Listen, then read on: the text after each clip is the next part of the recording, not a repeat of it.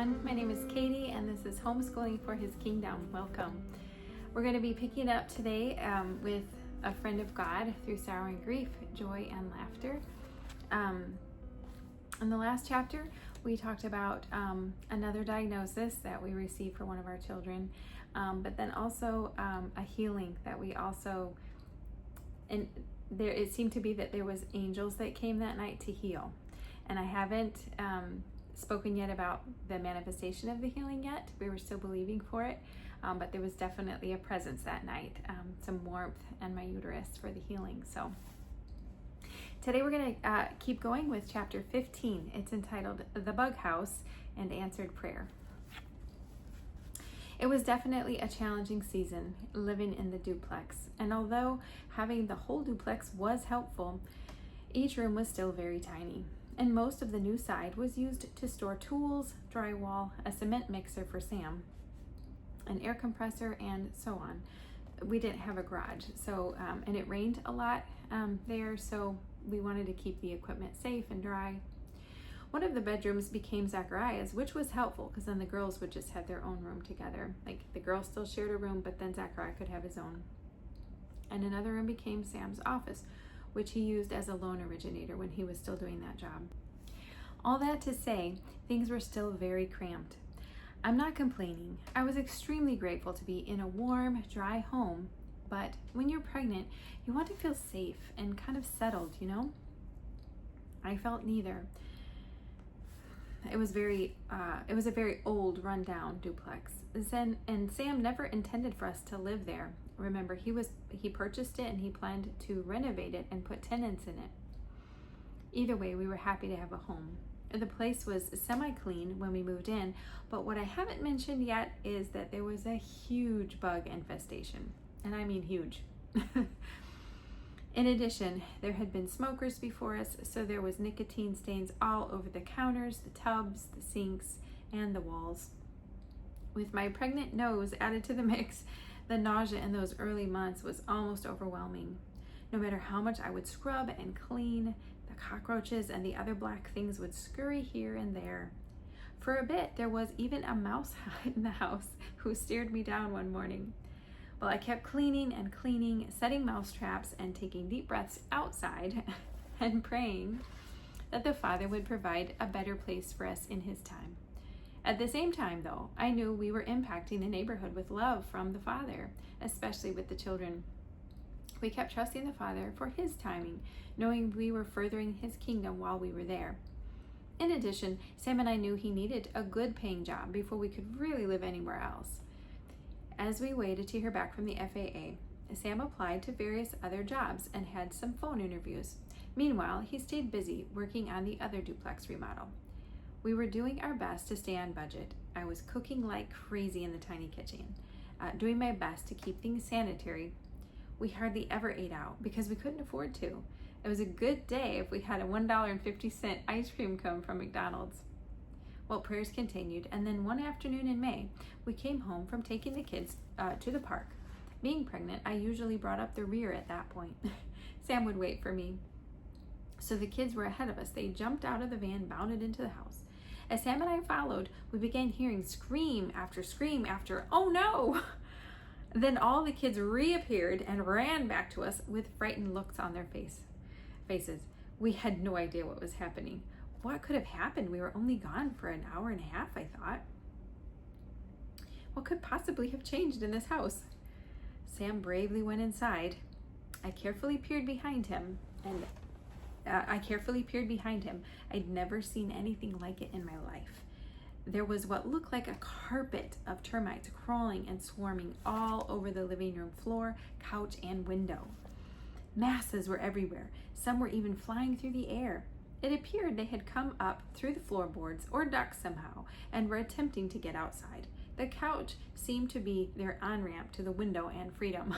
It was ridiculous, you guys. I about lost it. I was done. I was so done. I couldn't take one more creepy crawly thing living in my home. I said, "Sam, honey, I'm done with this house. I am so sorry, babe. I can't stay here another day." Extremely rattled, I began to pack our suitcases immediately. He agreed and began making hotel arrangements within minutes. At one point, Julie and I were in the kitchen and she saw another cockroach scrambling in the drawer. She stood up and declared, "Mama, we need another house. This is a bug house." She stomped off quite upset. I couldn't have agreed with her more. Okay, the next section is entitled Big Digs. As we rolled into the parking lot of the local hotel that night, I breathed a huge sigh of relief.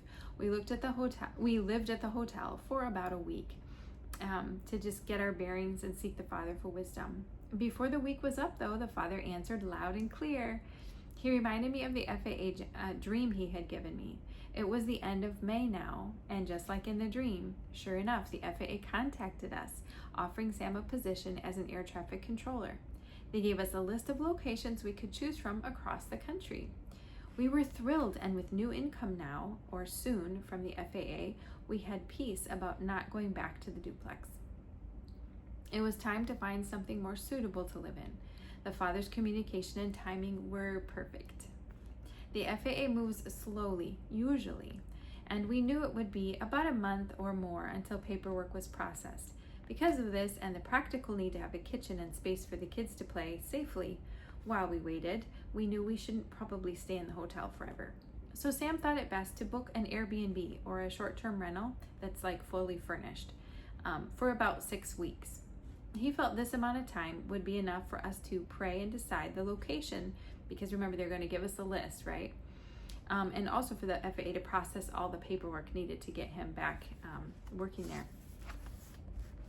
His choice of Airbnb was also to bless me with a safe, comfortable environment to live in, as I was about 6 months pregnant at the time.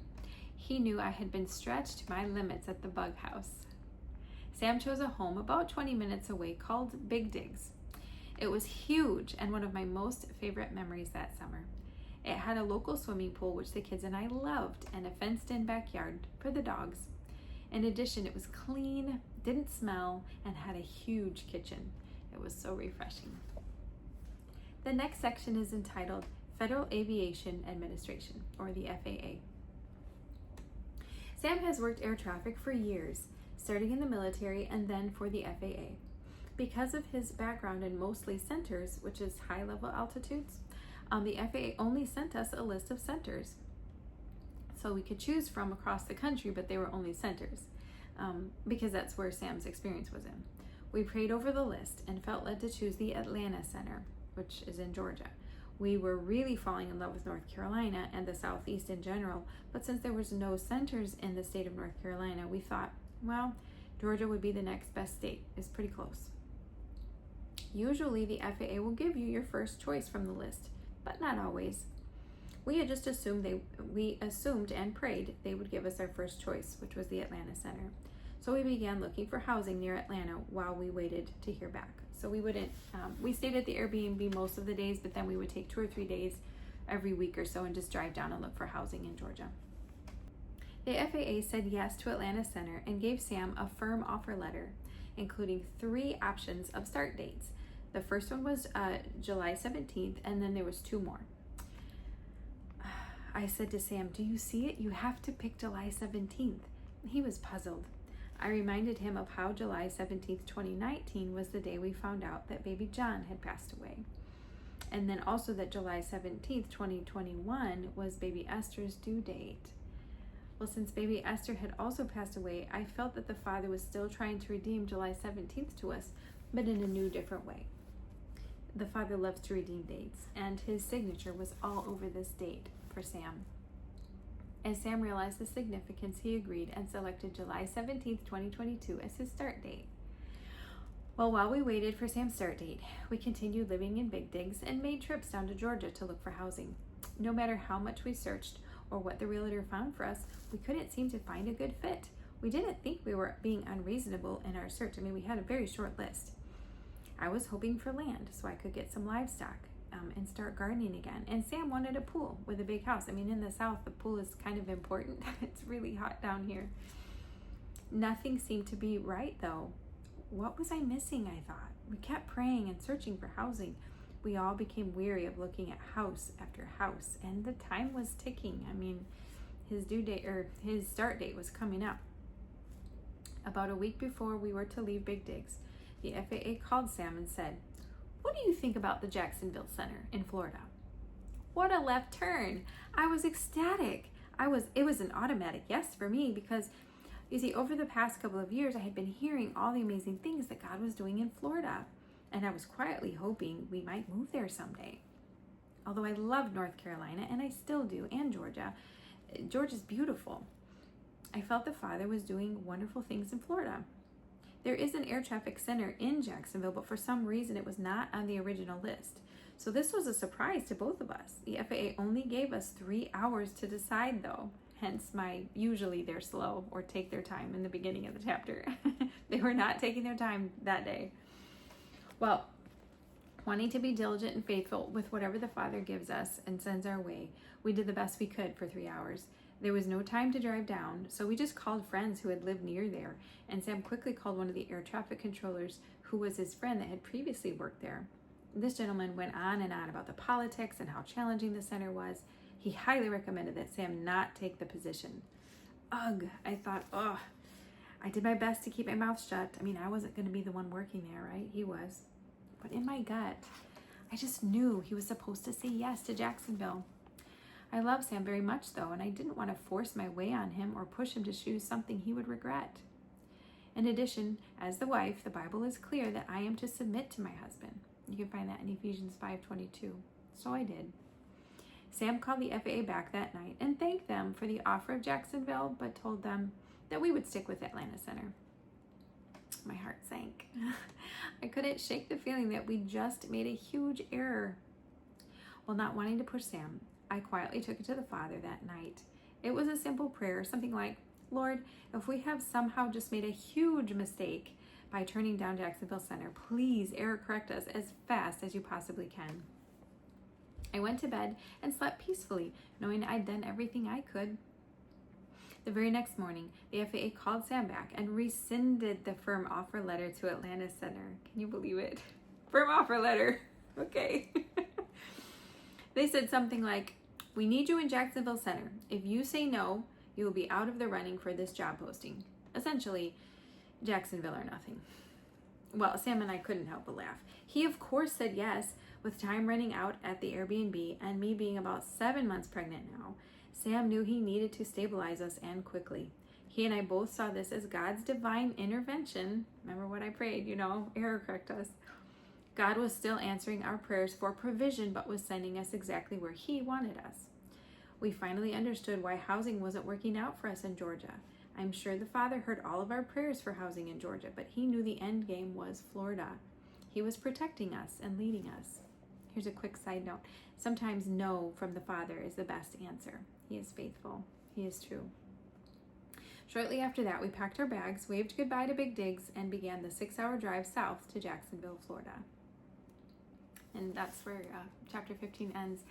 So I just want to leave you guys with, make sure that if you are seeing any dates like kind of redeemed to you, like if you feel like a date was supposed to be special or it somehow was like with us, like the baby's due date, but then the baby passed. If you ever see something like where the Father wants to redeem that date, please thank Him. Even if it comes in this way, like it's a start date of something we really needed for provision. I mean, bless His heart. I just love when He touches us like that with warm hugs. So just make sure to thank Him if you ever see Him trying to redeem a date for you or redeeming it clearly to you.